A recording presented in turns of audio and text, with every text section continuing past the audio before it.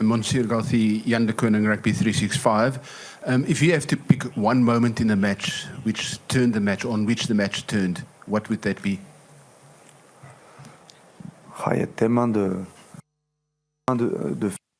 There are so many things that happen in a game, so many key moments in this game. Maybe when you're leading 7-0 and Etzbeth cut off the ball. That was a strong moment for us, and we weren't able to finish. Then, instead of maybe being on 12 or 14 points, sometime afterwards, it was 7-7. These are things that happened in the game. I'm also thinking about when we were moving forwards under the posts towards the end of the game. If we'd made the ball available quicker, we might have finished the phase differently. I'm sorry, I'm getting an echo. But yeah, there's a few moments when Antoine wasn't able to feed the ball accurately. There are events in the game, there are facts in the game which add up or added to all the others are notorious, but it's difficult to think of a particular key moment. But yes, in this game, so many things went on, so many things. Fabien? And a question for Antoine also. We talked about a number of events in the game. Some of them are linked to the refereeing. What did you both think of Ben O'Keefe's refereeing? There were several incidents in the game. We saw an elbow in Antoine's face, a clear out with a hit on Jonathan Danty's face. Are these the facts that you're talking about in the game?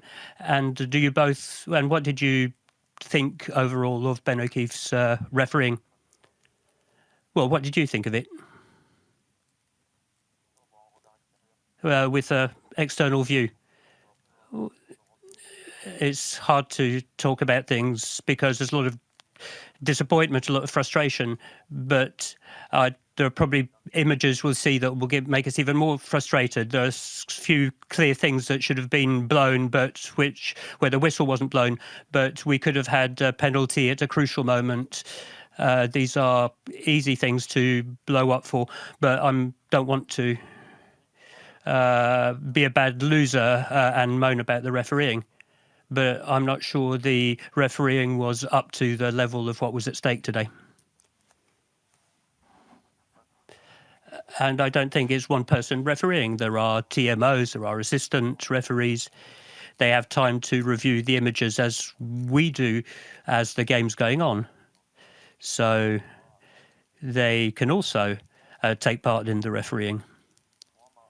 For me, I can understand the players' frustration. I really do understand it. I ask them to be brave, but at such times, I will say I will accept it as it's already been the case in the past. I accept the decisions. Just to say that this doesn't take anything away from the South Africans' performance, who showed their experience, their consistency in their game, who had a very good second half and dominated us in the fight. And I don't want to take that away from them. They played a great game. Yes, of course. It's if we talk about the refereeing, because you were talking about the refereeing. But we can talk about the opponent, but talk about the refereeing. I'm not going to go there. I will congratulate the refereeing. We've worked with them before the World Cup, but during the World Cup, we worked with them this week to try to play along with them, and we will continue to work that way. understand the player's position, and you have to understand my position. Straight after the game, a lot of frustration, a lot of emotions, hard to take, so I can understand. We talked about it briefly, and we all watched this game, but especially to congratulate the South Africans, this team and their staff, and to wish them to continue their progress with respect and fair play. Yes, good evening. Axel from Europe 1 on your left.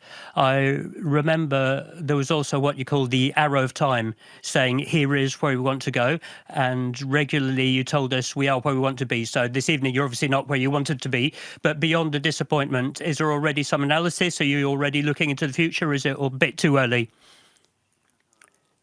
Well, it's hard. I can understand your question is about this vision now allows us to work consistently with a methodology with the players to make them grow. We wrote for 4 years. We wrote a beautiful page of the history of Fred Trugby that the players can be proud on. The players can be proud of. The players can be proud. The staff can be proud. The French Federation can be proud, and we can also be sad tonight because of the result. And of course, the arrow of time is a metaphor. It enabled us to have a very clear vision.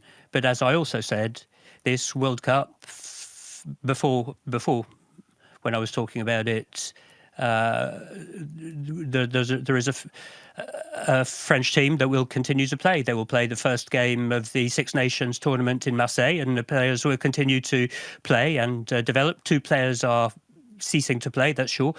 Ramato Fenu being one of them. But what we've lived through, what the players lived through, is part of the writing of the book of the French team.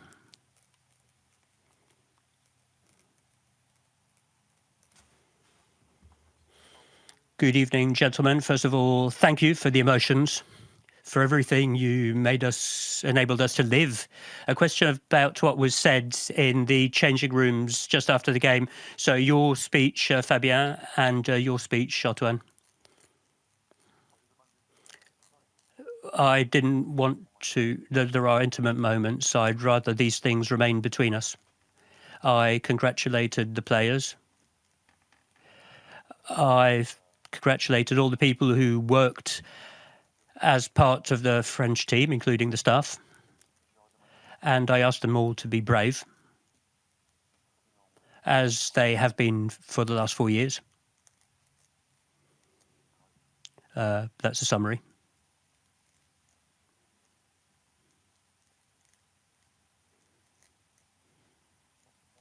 Good evening, Fabien.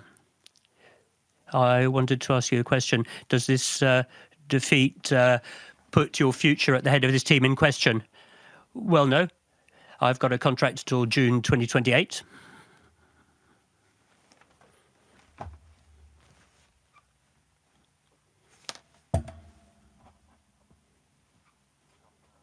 Good evening, Fabien and Antoine. If I'm not wrong, your first knockout game in a large competition, well, for this generation, is that what made the difference perhaps tonight against South Africa?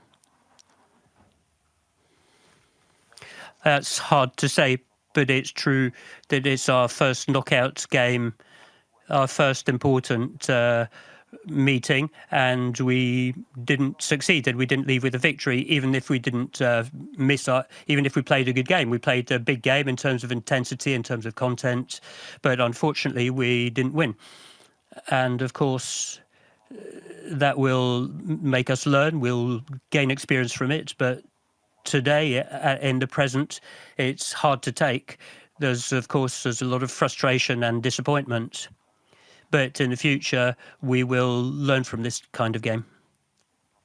Good evening, gentlemen. Antoine, to talk about the game and of this ending to the game, did you hesitate to go for touch in the field rather than taking that penalty to score a try? And yeah, the question arose. We watched the scoreboards. There were still 10 minutes left. We knew that we could get back into their side of the field and give ourselves a possibility to score with our forwards and the defence on the mould. So we took that option. But we can always talk about the choices, but at the time it seemed to be the right option.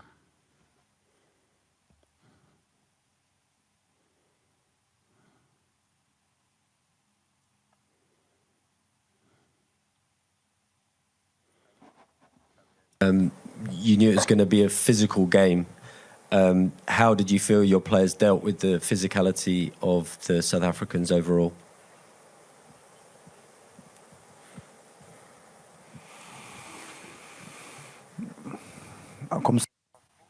Like that, in the heat of the moment, I thought we were largely equal to them. We had some very strong moments. We didn't always convert them, and there were other times where the South Africans were on top.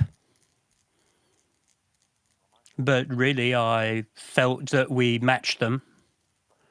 I haven't got the stats or the data in front of me because it was a very loaded game in terms of sequences and match events, so I can't go into detail.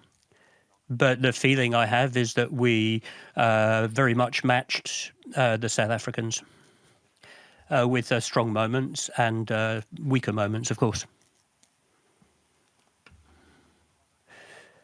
Good evening, Fabien. It's now 15 weeks that you've all been together to prepare for this World Cup. Are there things you'd like to change? Do you have any regrets about the preparation for this World Cup or the first 5 weeks of this World Cup? None. None. No regrets. No regrets.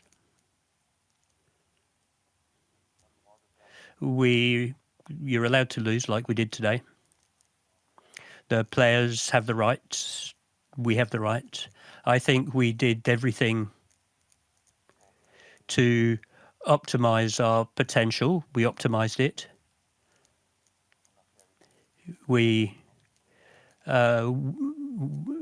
also dealt with all the events we had over the last 15 weeks.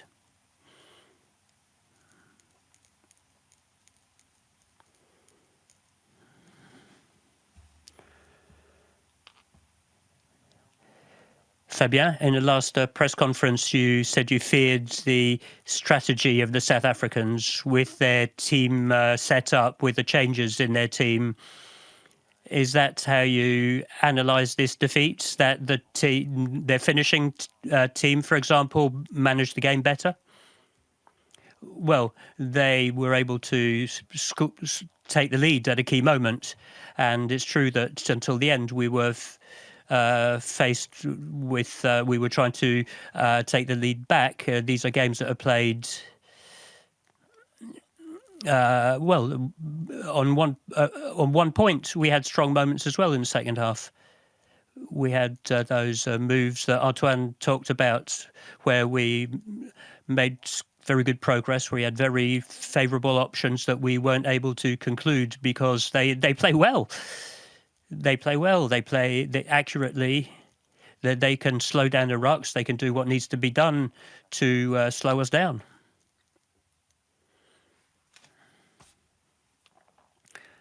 Thank you very much. I'll just finish answering. So in terms of strategy, yes, we saw they optimised the high kicking, which brought them 2 or 3 strong moments from high cross kicks. We'd also prepared for this, but they managed to be effective that way. But we were also effective on a lot of the things that we'd also prepared. But it all came down to 1 point. Thank you very much, gentlemen. That's the end of this press conference. Thank you.